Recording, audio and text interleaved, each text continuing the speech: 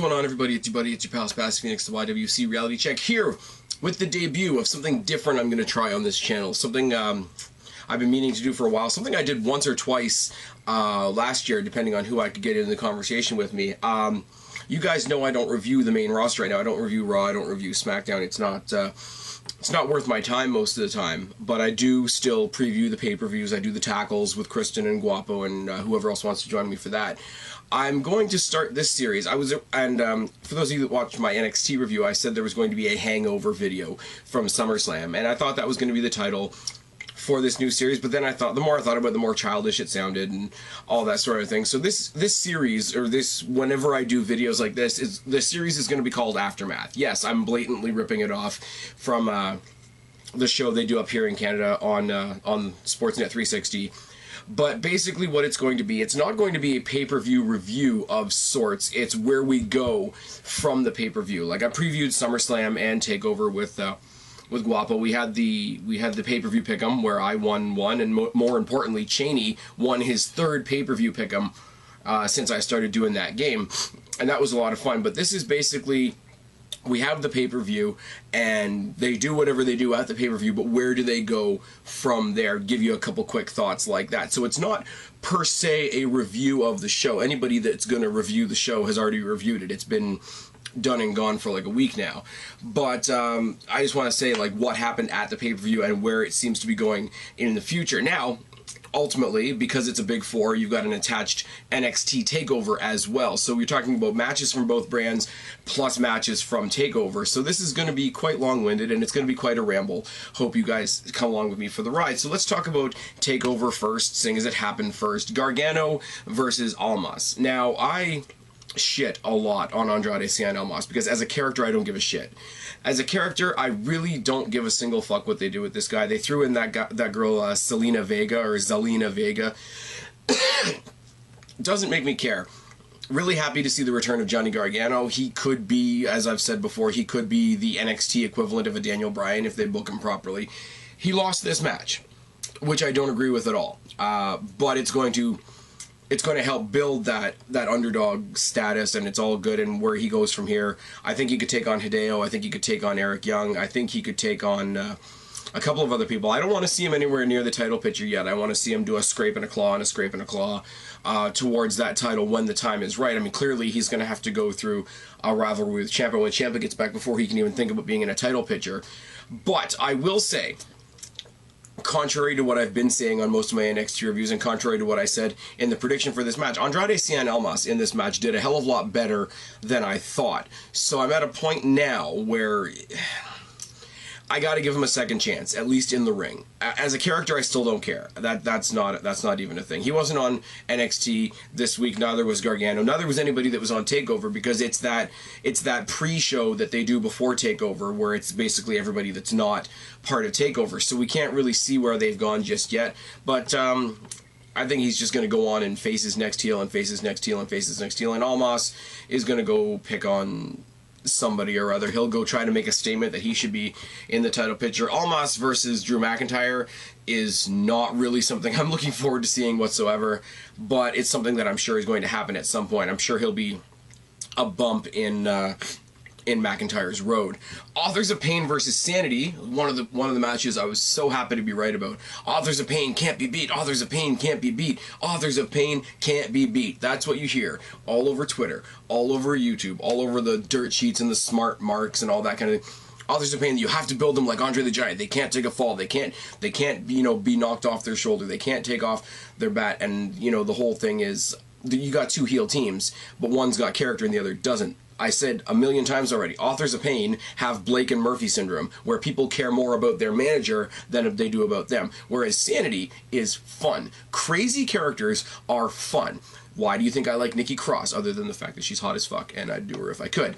The switch up right before the match started, or right before the first tag was made, where Killian Dane was pulled off of the apron and Eric Young put himself into the match, and it was Eric Young and Alexander Wolf versus the Authors of Pain. Gave them the underdog feel, the small dog in the fight feel. So for one night at least, Sanity were the baby faces, and if you listen to the crowd, I'm pretty right. It was a good match. huge shout out to Nikki Cross for doing the crossbody and getting squashed by her own teammate, and all that kind of thing. Super happy. Like, you guys know me, I used to watch TNA back when it was in his heyday, and when Eric Young was the super good guy, it didn't really work. When he was in Team Canada, when he was in the World Elite and all that crap didn't work. When he just became an absolute fucking nutbar was when Eric Young became really cool, and they brought that sort of nutbar character into NXT, and he's got a whole group of followers now. And yes, it is a little Wyatt-esque because they are following Eric Young, following the Pied Piper of craziness into battle type thing, but that works. And when you've got a little guy in Eric Young that has such a control like that over such bigger guys, again, it does have a very Wyatt feel, but it works, and I'm happy to see Eric Young with some titles around his waist. Now, rumor going around that the titles, because Sanity won them, are going to be defended under the Freebird rule. Not sure how I feel about that, because right now the utilization of the Freebird rule is kind of a gimmick that's owned by New Day, and you do not want to be drawing comparisons between an awesome gig like Sanity and the New Day. The New Day are popular, they're great athletes, they're champions, they're record breakers, etc. Sorry guys, but you don't want them to be comparing Sanity to a company like the New Day. Also, and this is where I go back to my booking of Johnny Gargano, if you want to get this guy over, let Eric Young, let Alexander Wolf go defend the tag team titles on their own. Leave Killian Dane off to the side. Have Johnny Gargano start a feud with Killian Dane.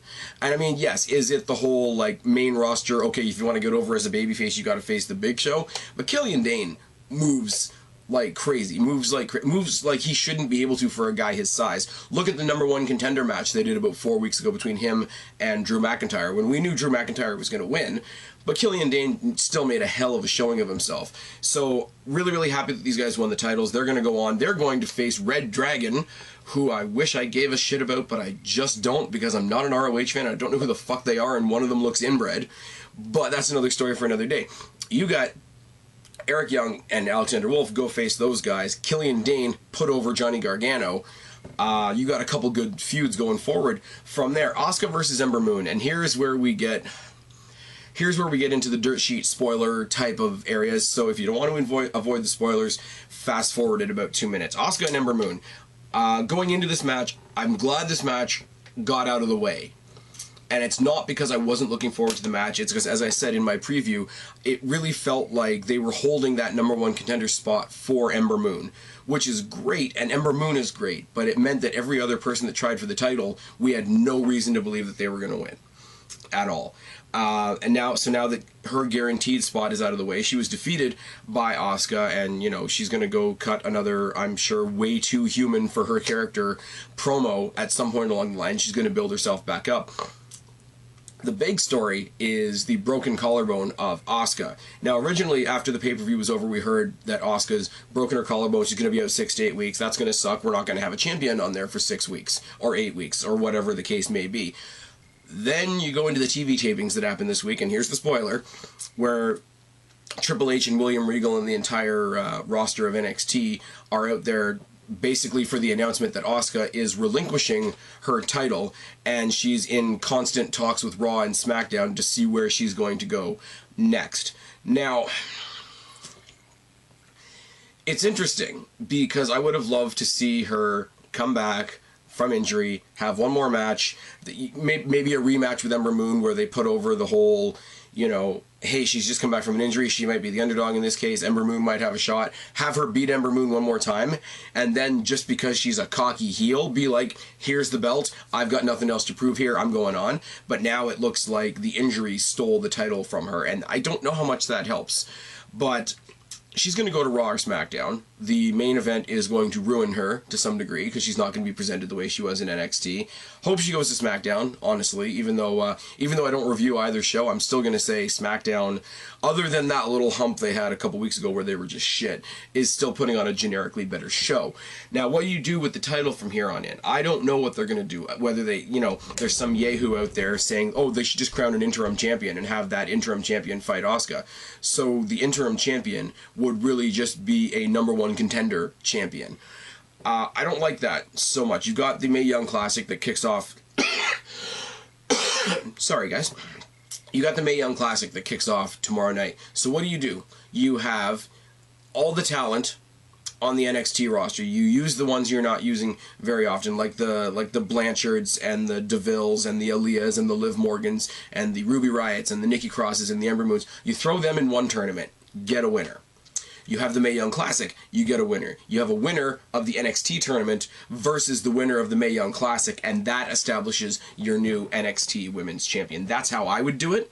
Apparently there's somebody in this tournament that is a carbon copy, supposedly, of Asuka, which I don't think you put a title on somebody just because they resemble one of your dominant champions. That's not really the way to go, and that's borderline racist. But that's what I would do. 2 tournaments and have those 2 tournaments face each other in the end. Establish yourself a new champion. Asuka's going to go to the main roster. If they put the title on Ember Moon, at this point, would it hurt my feelings? No. But I mean, you got to get Nikki Cross back in that mix. Have the next feud going forward be Ember Moon versus Nikki Cross, one-on-one. Ruby Riott can, you know, slide down a little bit, help develop along with Sonya Deville and Aaliyah and all those. And I still got faith in Liv Morgan, even though I know nobody else does.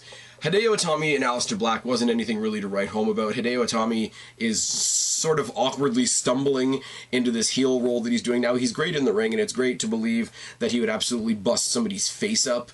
Aleister Black, you knew was going to win this. Aleister Black, I wouldn't be surprised to be in the main event NXT title picture sooner than later. Apparently, everybody backstage in WWE is super high on the guy, so expect him to get a massive push. Him versus Drew McIntyre in the future is something I would like to see. If not on a takeover, at least main eventing a major program on the weekly show. Then you got Drew McIntyre versus Bobby Roode. Great match. It's amusing for me when somebody steps up to Drew McIntyre, because you constantly forget how big Drew McIntyre actually is. So when they went face to face and Bobby Roode was like somewhere here in Drew McIntyre's chest, that really sort of set the pace. These guys put on a hell of a match, and again, like Sanity versus Authors of Pain, everybody's saying, well, you can't beat Roode yet, he's the perfect champion, he's the perfect heel, he's the one that's holding NXT together, you can't beat him. And then Drew McIntyre beats him. And then you have the ROH shtick come in again, and you got the Red Dragon, you got the one guy there that seems like he's pretty good, you got the other guy there that seems like his parents might be related, and you've got, apparently this is a thing, the debut of Adam Cole, baby. And the 3 of them beat down McIntyre to end the show. Now, I'm biased because I don't watch ROH, and I've said this before. I'm biased because I don't watch ROH, I don't know who these guys are, I don't care. When the guys came up from TNA, from the era of TNA that I actually watched back when TNA was good, I was really excited. So now, on the other side of that coin, you got people coming over that I don't have a fucking clue about. So, Adam Cole, baby, and the other 2 that I've only seen in 1 match each, and both of them getting beaten by Aleister Black, they gotta show me what they can do before I decide if I'm excited about this. Bobby Roode, on the other hand, looks like he's immediately swept under the rug. Immediately, Drew McIntyre has been plucked into his next feud before he can even celebrate his win.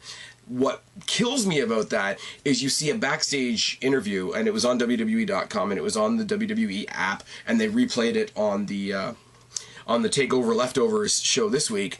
You see him where he's yelling at everybody, he doesn't want to be interviewed, etc., etc., etc., and then he's being taunted from the side by Roderick Strong. So you figure, okay, they're pulling him away from the title picture, he's going to go feud with Roderick Strong. But wait, no he's not, he's going to go debut on SmackDown.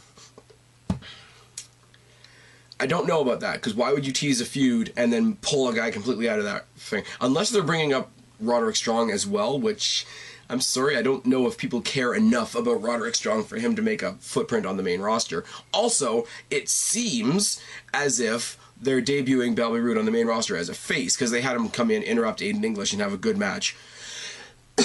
A good match with Aiden English, and he's on the main roster, and everybody's happy, it's all good. SmackDown needed that punch in the arm. But I don't know. I think with Roderick Strong teasing that feud with Bobby Roode, now Bobby Roode's gone, you leave Roderick Strong with his dick in his hand with nothing to do. I'm not sure about that. Plus the fact that he's a babyface, and plus the fact that the immediate rumors are that friggin' what's his name, Road Dogg on SmackDown wants to change Bobby Roode's entrance. Go fuck yourself. Great show. Did a bunch of really cool things. I mean, Sanity as the tag team champions opens up a whole bunch of opportunities. The vacant women's title leaves everything open to whatever creative thing they want to do. Hideo Itami and Aleister Black. I mean, it was just no offense to Itami, but it was a stepping stone for Aleister Black. That's what that was. And obviously, Drew McIntyre is going to go and face this the son of Michael Cole, as some of the Twitter memes are saying. It was a good show. A lot better than SummerSlam, for damn sure, but we're going to get into that as well. You got the 6-man tag that was thrown on at the last minute. Jason Jordan and the Hardys versus the Miz Taraj. Now, first of all, why did this happen on the kickoff? You got Jason Jordan, who you just brought over onto Raw in this big storyline that is falling on its face. But, you know, you want to get people excited. The Kurt Angle yeah, I just said that. The Kurt Angle aside, you want to have Jason Jordan come up on the main roster and be kind of a big deal. They've given him video game sounding music, which is really dumb, but they're pushing him like he's the biggest thing ever. Like the most recent Raw, you just saw him going head on with a guy like Finn Balor, who should be in the main event scene. The Hardys is probably one of the most exciting comebacks that they've had all year. Why are they on the pre-show? And The Miz, other than giving a little bit of something to do to Curtis Axel, and Bo Dallas, why was the Intercontinental Champion in a 6-man tag on the pre-show in front of nobody and not defending the Intercontinental Championship at SummerSlam? It's all very, very dumb, but going forward, Jason Jordan, I have no idea what they're doing. They threw him in a match with Finn Balor on Raw to prove that basically he can go and ask his dad for anything and get it, and then lose and whatever. But the Hardys, I mean, we saw on Raw where they're going. I'm going to get to that in a second. Miz is apparently feuding with Roman Reigns soon. That's a thing. And the Miz Taraj will follow him as he does that. But I mean, the fact that the building didn't open until like 5:15 and these guys wrestled in front of basically nobody. If I was them, I would have been pissed too. It's kind of cool that they had enough faith in The Miz to give him the microphone on Monday and cut a half shoot about not knowing what the Barclays Center looks like when it's full, and get some of his frustrations out on Cena and Roman Reigns. That part of it's cool. I mean, very few people get a chance to actually grab the mic and go do whatever the hell they want. And I think Miz has earned that. Miz is, you know, pulling up these other two guys that weren't doing anything. That's great. I still think, contrary to most people's popular belief, I still think Miz makes the IC title look great. But why did you waste the Hardys on a pre-show? Why did you waste this guy, Jason Jordan, who's athletic as fuck, on a pre-show match that ultimately didn't mean anything? Now, talking about Jason Jordan, we got to talk about his ex-tag team partner Chad Gable over on SmackDown, because there was another debut on SmackDown this week, and that is the return of Shelton Benjamin. It's only about a year late. And what did we do? We talked to Daniel Bryan, and Daniel Bryan made a deal with Kurt Angle when he traded Jason Jordan over to Raw. They got Shelton Benjamin in the trade, and they put Shelton Benjamin in there with Chad Gable, which is really... I don't like hopping on that train when people say WWE is racist, because it's normally just bullshit Naomi fans, isn't it? But I mean, at the end of the day, you've got these two teams that are so similar with World's Greatest Tag Team and American Alpha. You know, two great collegiate guys form a team, one white guy, one black guy. We moved the black guy over to Raw. Let's just throw in and plug in another athletic black guy that's sort of related to Kurt Angle. That does leave a bad taste in the mouth. They're going to debut next week. I'm sure they're going to be good. I mean, Gable's like half the size of Benjamin, so that'll be funny. But you could even just tell in the backstage segment that already Shelton Benjamin's not too impressed with his new tag team partner. We will see how that goes. Neville versus Tozawa. There's two rumors kind of going side by side here as to why Neville lost the title on Raw and won it back on the pay-per-view. Now, the rumor is they wanted to change the title on Raw to pop a rating on Raw, and I'm sorry, nobody cares about the Cruiserweight division on Raw.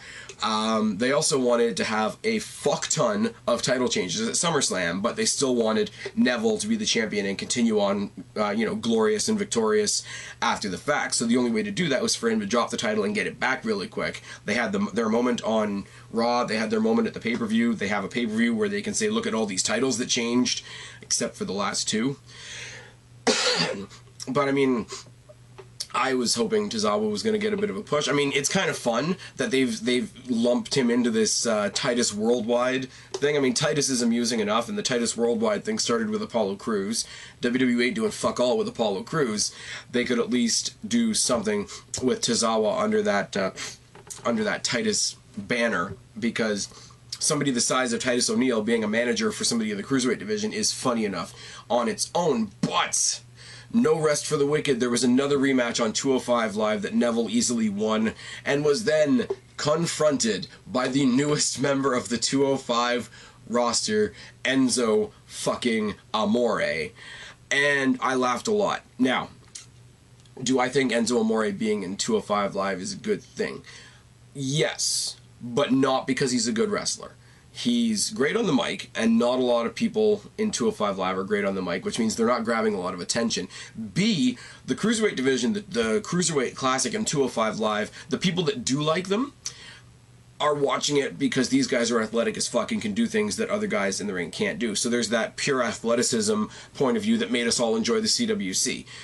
Enzo Amore is kind of the antithesis of that.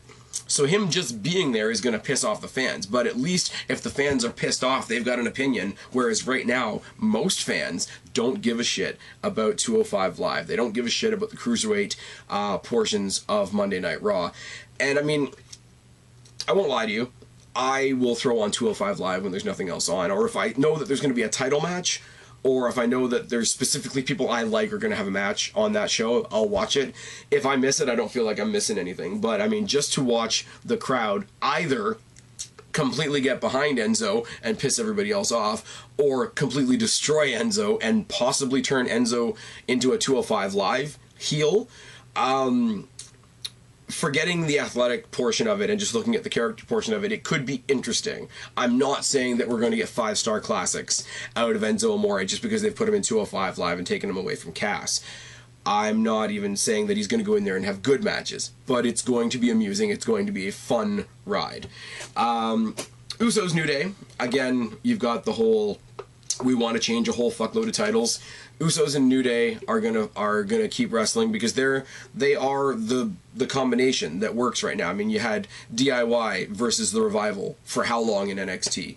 If CM Punk and Daniel Bryan had stuck around wrestling wise, how many times would they have fought by now? Usos and New Day seem to be what works on SmackDown Live right now. I mean, Breezango are doing the fashion files and not wrestling, so I'm assuming one of them is injured because they're over as shit. People love the fashion files. When I was there in Toronto, people in the arena were cheering for the fashion files segment being up on the screen. So those guys are over. The Ascension are done for. You got Gable and Benjamin, I'm gonna have to get used to saying that now, in there. You've got the Hype Bros. You could try to make people give a shit about them, but Usos and New Day are really at the top of the heap. Now, you've got the New Day, who already have the longest title reign in WWE history. Rumor is now WWE wants them to surpass the top number of reigns in tag team history, which means they have to surpass Edge, Christian, and the New Day, which I believe is 6, maybe 5, maybe 6. But I'm sorry, like, Usos are the ultimate heels right now. They need to go up against the ultimate babyfaces, and that is Sami Zayn and Ty Dillinger. Sami Zayn and Ty Dillinger have been in a tag team twice now. I like the way they work together. As singles, SmackDown isn't doing fuck all with them, so do it. That's all I'm going to say. Cena versus Corbin went about as you would expect. Corbin lost his Money in the Bank briefcase like a fucking goofball because he's got heat in the back or fought with Cena or argued with Road Dogg or something like that. He had the match. He got in some good shit on Cena and, LOL, Cena wins. And then was relegated to the role of referee on SmackDown between AJ Styles and Kevin Owens. So he didn't even have his own story on SmackDown this week. Apparently, he is being relegated to the mid-card, and he is going to feud with AJ Styles, and AJ Styles is going to win, and we'll go from there. Corbin sucks to be Corbin. Natalya beat Naomi. And that's all I have to say. Natalya beat Naomi, and I'm sure eventually Naomi's going to get a rematch and get the belt back, and they'll tell us some big dramatic story about how the babyface was so hard done by, and how the loss crushed her at SummerSlam, and her triumphant return back, when really it's just SJW bullshit. Or they're going to do a cash-in on Natalya, and Carmella's going to win, but they didn't want to do that to their precious Naomi, because then they might get in trouble. But I'm happy for Natalya. The lineage she has, the amount of time she spent in the WWE, and chased around in that Divas division, whereas she might not have much of a character, but in ring, she's one of the better ring technicians they have. So she should have the proper women's title. Good for her. I'm happy for her. Big Cass versus Big Show with Enzo Amore up in the shark cage gimmick there. Could have done without Enzo stripping down to his boxers. Could have done without watching Enzo Amore lube himself up to slide up out of the cage. I mean, Big Cass got the win because Big Cass is the only one getting pushed out of this whole thing, but then he fucked himself up in a rematch on Raw. So he's gone for a long time. He's going to be gone till past WrestleMania next year. And I'm sorry, whether you like Cass or not, that absolutely sucks. It does, because you could tell out of the two of them that Big Cass was the one that they were really hoping to push and be the next big. They had him coming out and doing the whole Kevin Nash pose, and they got the, the slow sort of chugging music like Kevin Nash. They wanted him to be their next Kevin Nash, their next Test, their next whoever else you want to mention in that regard. He's out. That sucks, which means Big Show's going to go back to catering, and Enzo Amore got to fast track his move to 205 Live.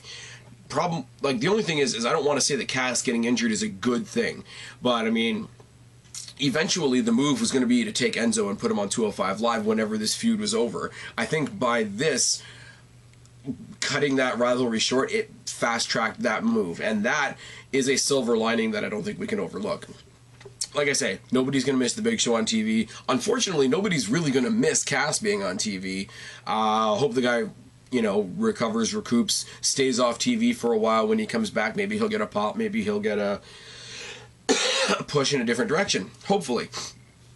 Orton beat Rusev in 9 seconds. What would you really like me to say about that? Rumors swirling that everybody's abandoning ship on SmackDown. Orton is demanding to be drafted to Raw. Rusev and Lana are both asking for their release, even though they're denying it on Twitter, and Road Dogg's getting into a lot of fun conversations with everybody, including one goofball in New York, whose fans are upset with me that I'm not upset that he blocked me. Oh yes. Moving on. Banks versus Bliss. Alexa Bliss lost. Bad move. I mean, you put the title on Sasha Banks right now. The only thing we can expect is that she's going to lose it back. They're going to do the hot potato thing for a while. I guarantee you Bliss is going to win tomorrow night on Raw. And if she doesn't, it's going to happen again soon. They're going to throw in Bayley some kind of way, and the crowd still doesn't care about Bayley. For Raw's sake, I hope Raw gets Asuka. I'm not saying it'll be good for Asuka, but it'll be good for Raw. Because, honestly, and people are going to disagree with me on this, and I really don't care, the best thing you could do on Raw right now, unless you totally flip the divisions around, would be Alexa Bliss versus a babyface Asuka. I'm just saying, just putting that one out there. Balor versus Wyatt. I really wish they hadn't advertised the Demon ahead of time. Although the Demon entrance was cool. The fact that Finn Balor used the, whole world in my hands thing psychologically against Bray Wyatt was cool. The match was good enough. Balor got a win, which is nice. Bray Wyatt continues to not go anywhere, and Balor took all the momentum from that win into Monday Night Raw and took on Jason Jordan. Yeah. There's another rumor out there that if and when the Hardys do the broken gimmick, when TNA decides to get off the pot and actually give them their gimmick back, that them being broken is somehow going to include Finn Balor. I don't know how that's going to work. I don't know how I feel about that. But if you've got the broken if you got what the hell was I just gonna say? If you got the Broken Hardys and the Demon Balor, that could be an interesting mix, and it could tie in to what we're talking about next, which is Rollins and Ambrose in the most predictable match of the night, picking up the Raw Tag Team titles off of Sheamus and Cesaro. Now, there's a couple things that are good to come out of this. I mean, Sheamus, we all know, is going to go film a movie soon, so you know they've got to do something to actually break up the team of Sheamus and Cesaro, because you're not going to put Cesaro on the shelf. You could throw Cesaro back into the singles mix, but he's going to get buried in the main event scene. But Rollins and Ambrose started what I believe will be a respectful feud with the Hardys over the tag team championships, because they came out and, you know, sportsmanship and all that, and they had a match and they held up each other's hands and they kissed each other's asses and all this sort of thing. Now, if you have a feud like this that starts out with respect and then it gets more and more competitive and more and more competitive and more and more competitive, Ambrose and Rollins could be the ones to break the Hardys, and I think that would be really cool. I don't know what other tag team you put them against, because everybody else is gone. Enzo and Cass are not a team anymore. Golden Truth are not a team anymore. The Club is not going to beat 2/3 of the Shield. They're just not. Revival are also injured, you know, along with Asuka and Bayley and all these other people. So what you want to do until a lot of these injuries come back is you want to run an extended feud between Rollins, Ambrose, and the Hardys, because you're going to get, you know, the crazy lunatic Dean Ambrose taking on almost broken Matt Hardy, but more to the point, somewhere along the way you're going to get Seth Rollins versus Jeff Hardy, and that is a match, tag team titles aside, that belongs on pay-per-view, in my personal opinion. Styles versus Owens. Styles retains, as I thought he might. The story going forward is, as we go through SmackDown and whatever, Owens got one more shot at the title. Styles tried to do the open challenge. Owens answered it. You know, basically they tried to tell him, like, look, you've had enough chances. I'm done with this. I'm tired of this. I'm going to go with somebody else. Shane comes in, because Shane is the linchpin of this story, and says, you know, once you lose tonight, you know, you don't get any more title shots as long as AJ's champion. So they got that. He got to pick his own referee. His own referee was Baron Corbin, because Baron Corbin doesn't have a career of his own anymore. And, you know, Shane McMahon come down at the end of the match, and I'm sure in Kevin Owens' eyes, screwed him out of the title once more. So there you have it. Owens is now officially removed from the Styles scenario. Styles can go do the open challenge, which I think will be great. And you got the Shane McMahon versus Kevin Owens story going forward, which is apparently leading off into Survivor Series. Kind of good. I'm glad they're done with this feud, only because I'm a big fan of Owens, big fan of Styles. Together, they have no fucking chemistry at all. And I think you're going to get a couple good street fight-esque scenarios with Kevin Owens and Shane McMahon, which will be good. And if they have a Team Owens versus Team McMahon at Survivor Series, that'll be fun as well. Now, like I say, I've heard that AJ Styles is going to go do the open challenge thing. One of the people to answer him is going to be Baron Corbin. Do you think in a million years WWE is going to have Baron Corbin beat AJ Styles? Absolutely not. But you do the open challenge. You have Chad Gable answer it again, for example. You have Shelton Benjamin versus AJ Styles. Could be fun. Zayn, Dillinger. Maybe throw in somebody that's a super underdog, like an Aiden English in there, thinking that he's going to win the U.S. title. Could be good. AJ Styles picking up the John Cena Open Challenge gimmick is really, really good, and I hope they do it properly, and I hope they just don't have it continue to be interrupted by Kevin Owens, because that's going to get old real fast. Don't see him dropping that title anytime soon, either. Jinder Mahal versus Nakamura was some bullshit. Why is my thing flashing at me? Why is that happening? Why is that a thing? It was bullshit. I mean, I'm not going to sit here and super fanboy for Nakamura, but he should not have been defeated by Jinder Mahal. He shouldn't have been in this match, realistically, because, yeah, he's the popular guy, and I'm a fan of Nakamura. I would have loved him to have a slower build. It's that whole mentality of, if you win the title on day one, what do you have left to do on day two? But they just made him look like a joke. They could have saved the Money in the Bank cash in, and if they weren't going to have if they weren't going to have Nakamura win, have some bullshit, some interference from somebody, have the match be a no contest or whatever. But I mean, somewhere in the near future, Nakamura is going to beat him, or if Bobby Roode is a face, like people are saying he is, which would be stupid, Bobby Roode takes the title off of Jinder Mahal, and then Bobby Roode and Nakamura can go fight for it. Have Jinder Mahal come back a division and feud with an AJ Styles or a Sami Zayn over the U.S. title. The Jinder Mahal experiment failed. Apparently, if you're watching TV in India, if you're watching WWE in India, there's a channel over there that broadcasts the WWE pay-per-views for free. So I'm sorry, putting the title on Jinder Mahal was not going to get you more subscribers in India. Because, I'm sorry, I'm willing to bet that there's a lot of people in India that don't give a shit about Jinder Mahal. I really am. I'm sure when WWE goes to India, they're as excited to see the Kevin Owenses and the Roman Reigns and the John Cenas and the Baileys as any of the rest of us are. I think WWE misses the stick on that one too. To assume that Indian people will only cheer for other Indian people is pretty damn racist. And you guys know me. I defend WWE against all the racist bullshit that they've dealt with in the past, the Titus O'Neills, etc. But it is pretty ignorant on their part. And the last was the 4-way, which was fucking amazing. I loved the 4-way. I love that Brock Lesnar won. I really do. Because I just do.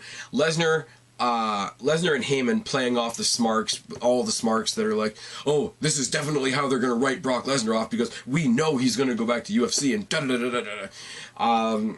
They played off of that.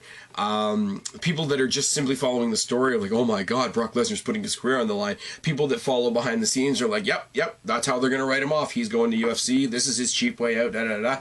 So for everybody across the board to be so sure that it was going to be somebody else made it so great when Brock Lesnar came back. And the fact that Brock Lesnar was taken out of the match and then came back to win was going to piss off so many people, and it did. Go watch reviews of SummerSlam. Everybody was pissed off. They gave him the Roman Reigns heat. Oh my god, how do you take him out of the match for so long and still have him win? Well, he is a heel at the end of the day. You're not supposed to like how he wins. Everybody came out of this match looking good. I mean, I know people have mixed reviews of Roman Reigns. Roman Reigns ragdolled himself in this match. Samoa Joe ragdolled himself in this match for as much as he can. And Braun fucking Strowman, looking like $1 million, through one table, through another table, and then flips the third table over. Now, Brock Lesnar wins and goes away. Now he's face-to-face with Braun Strowman, one-on-one at No Mercy. So, what do we have coming out of this? We have everybody going on a strong path after this. You had 4 guys in one match. Coming out of this match, you have 4 guys on 4 strong pathways. You've got Brock Lesnar, who's still the fucking champion. You got Braun Strowman, who kicked the shit out of the champion for most of the match, and finally has a one-on-one title match at No Mercy. You've got Roman Reigns, who's apparently going to go fight for the IC title, which is interesting. It sucks to be my boy The Miz, I'm pretty damn sure.